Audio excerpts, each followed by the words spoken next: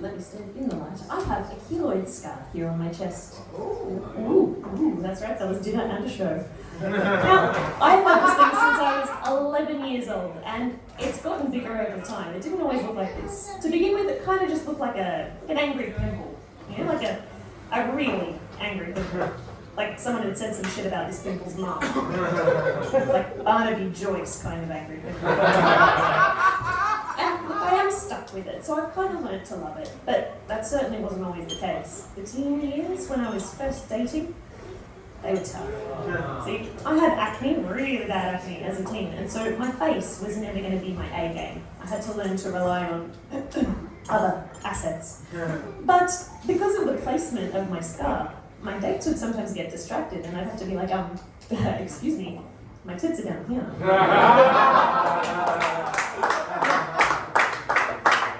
My one hope is that someday I might meet Al Pacino, and he'll use me as inspiration to make a sequel.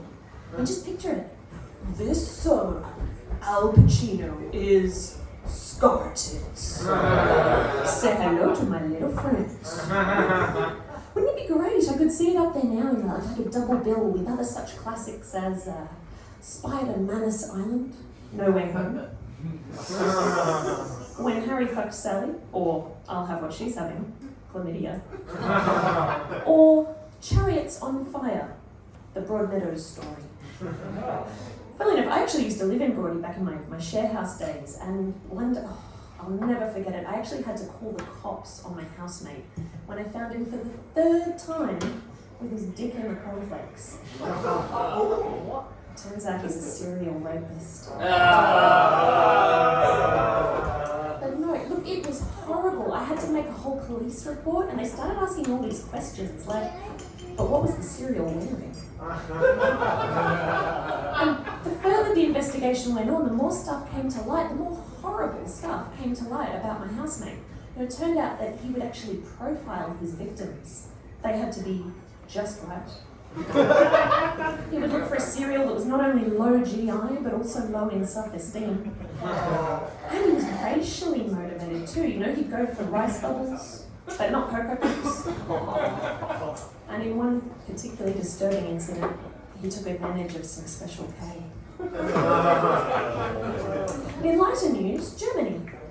Did you know that Germany has actually started using a special warning label on certain foods for people with wheat intolerances?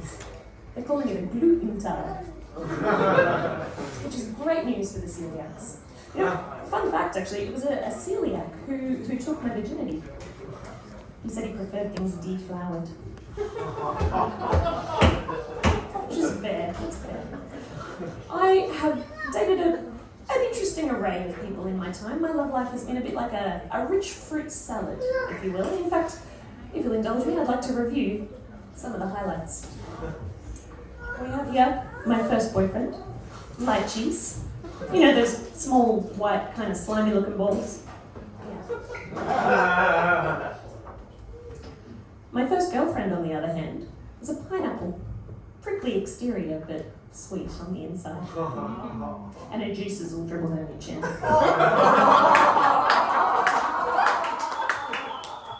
am that good. You know, she's not the only pineapple I've dated, actually. There was one guy who was,